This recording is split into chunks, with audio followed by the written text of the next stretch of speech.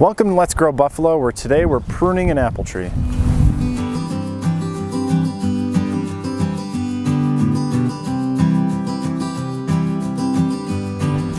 All right, so this is my friend Max Russell. Him and his family own an apple tree farm up in Niagara County. I figured I might as well bring in an expert to show me what to do here. So, Max, why don't you show me what to do. Well, thanks for having me, Jake. So this is like pretty much the perfect time of year to prune an apple tree. You want to make sure before you prune that the tree is good and dormant. So you want to go through winter where it has a chance to harden off and really go deep into dormancy. So anytime in March and up through bloom time is a good time to prune your apple tree. If you prune too early, there's a chance of winter injury, and it may not manifest itself right away, but over the years your tree will just start to struggle a little bit. So good to know.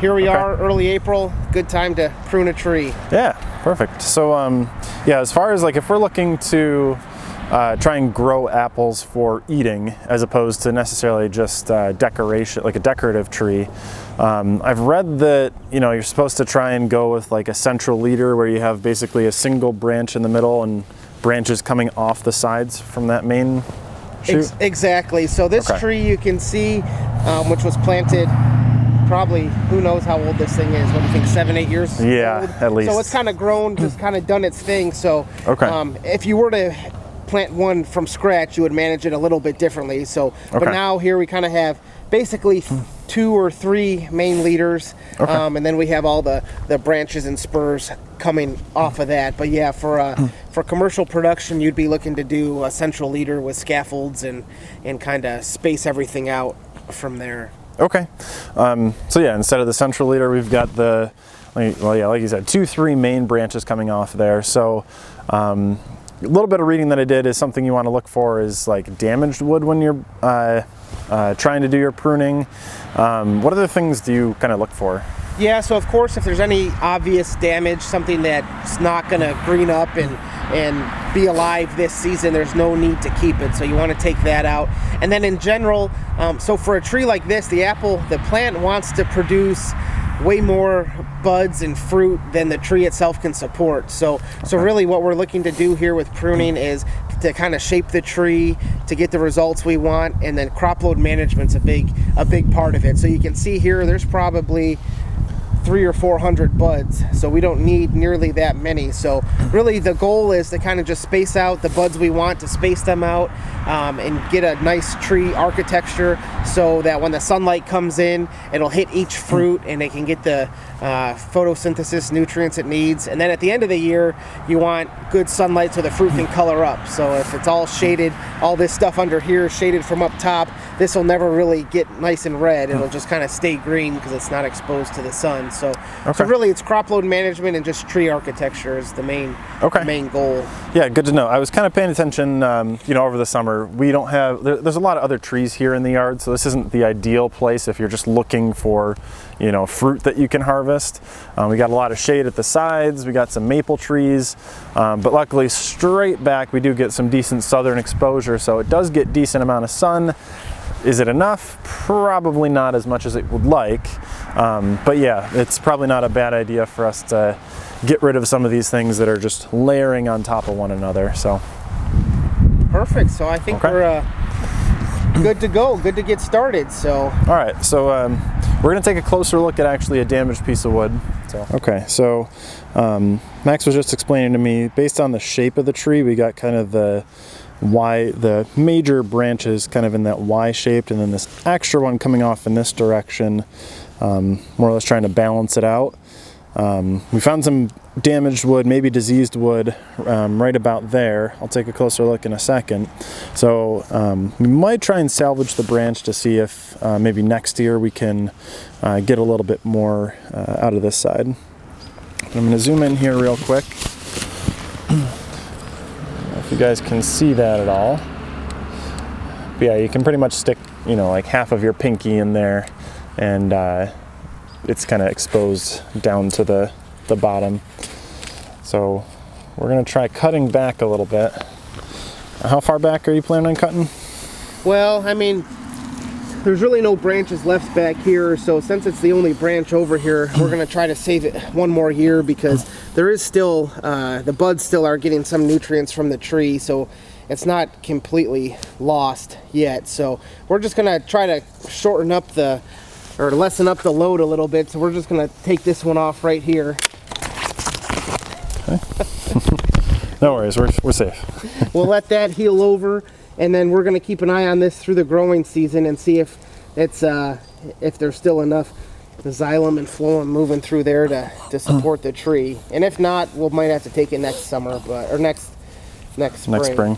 So hypothetically, if you did need to cut that now, whereabouts would you cut that on the branch? Well, since there's no branches to cut back to, we would just take it all the way back right to the leader right here. Just make a nice straight flush cut so the tree can heal over. You can see this is an old cut, and that's healed over nicely right there. So perfect. Okay. So taking care of a little bit of that. Might be taking care of some damaged wood down the road, but we'll see what happens in the meantime. Where's your next plan of attack for this? So since we're here, I'm going to just start right over here. Another thing for dormant pruning of apples, you don't necessarily want them, there's a temptation to cut maybe 1,000,000 times to make the tree look nice and good and manicured. But for apples, you got to remember that all the fruit comes off a 2-year-old wood. So if you cut off all the young, vigorous growth, then you're really cutting off your prime fruit-bearing wood. Okay. So one of the rules for dormant apple pruning is just a couple well-placed cuts just to kind of open up the tree architecture, but you don't want to go crazy. So I'm looking over here off this main, and we're going to kind of manage this as a leader, as a lateral. So I'm looking at this. I don't really like this one right here because we're shading down below. So I'm going to come up here and just nip it right back here. Nip it in the bud, okay. And over here, I see on this one, I'm kind of winging back over here to the south, so I'm going to just shorten that up right there. I see there's at least a couple here that kind of crisscross. Exactly, so crisscrossing, that's like a telltale sign that things are a little bit crowded. So they're really, what would I do here? And there's really no wrong way to prune a tree. I mean, a lot of it is up for matters of opinion. So right here, I'm going to just come up here and nip them right there. Open that up a little bit. And then if we want to do a little bit of detail work, I don't really like how you got three shoots coming off there, so I can come in right up top. Sometimes it's easier with a smaller set of clippers, but these will do. So that branch, that looks pretty good, except right here, this little drooper. Not the whole thing, I just want to take this little one right there.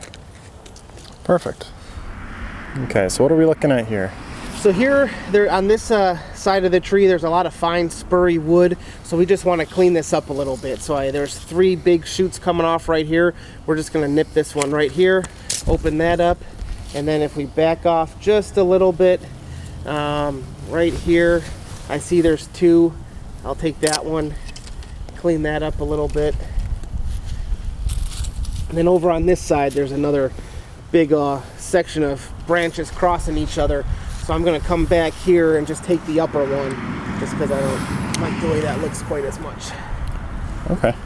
And then up here, that might have been a graft from last year. That was an attempted graft, but that doesn't look like it lived. Did not take. We're gonna take him back. All that hard work now. No worries. Okay.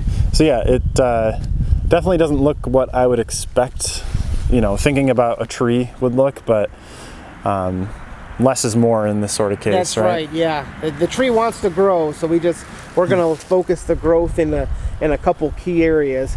So okay. Even right here, I know we already trimmed this one, but I'm gonna take that guy, just open it up a little bit. Get some breathability. And this side looks pretty good. Yeah, that's a good point too for disease prevention and control. If you can get good air circulation through the canopy, let things dry out a little faster, is good for fungal diseases. Okay. So. All right, so yeah, we get a little bit better contrast film in this when I'm kind of underneath the branches here, but what do we got next? All right, so we're kind of looking on this side of the tree. There's a few little suckers back here growing back into the trunk. We don't really need those, so that's not going to get any sunlight ever. So yeah, if I'm not mistaken, a sucker is more or less a branch that is young, small. It starts growing directly upwards. Yeah. And they sap a lot of energy from the tree, right? Yep, that's right. Okay. So yeah, you don't want too many of those. So then here there's a decent sized branch kind of hanging over, so I'm going to go up top here and snip him back. Okay. Open that up just a little bit. And then his neighbor actually is kind of shading too, so take him right off. And then back to here, we can take that, just kind of open these branches up, space them out a little bit. Okay. Even right here, we can, sometimes on these small branches, you don't really need the big pruners, but. Okay. And then one more right here will get us pretty well cleaned up. All right, so each branch really has its own space to live. It's not sharing an apartment with its neighbor. That's right. Okay, great. Here we got a vigorous shoot kind of coming up there, competing, which is okay, but I think if we take it back to here, we can get a little bit of growth down on that part. Now, is there a certain height, minimum or maximum, that you want your branches to be? So I know we got some that are really low over here. Are they too low? Is there any distance that's not safe? No, the trouble is the tree, as it grows, it's going to naturally put fruit toward the top, because the fruit buds are naturally going to go where they can get more sunlight.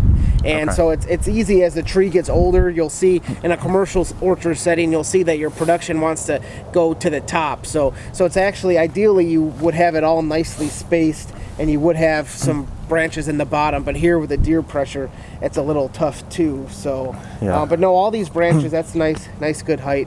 Okay. Especially for this type of a setting, you don't need a ladder to get to anything, which is nice. Yeah, it definitely helps. So kind of stepping back and just looking at the tree, everything looks pretty good. One final cut, I'd go right over here. All right. And then. I lied, that's the final cut. So, but now everything's pretty well spaced out. Okay.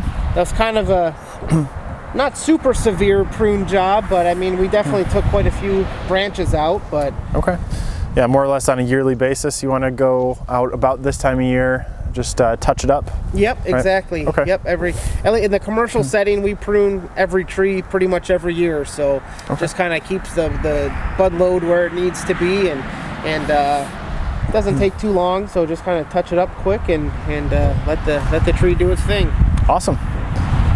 Okay, so it might be hard to tell the before and after, but yeah, we cut a bunch of branches off here really to open it up and help it grow for the purpose we're looking for, which is fruiting, not necessarily decoration.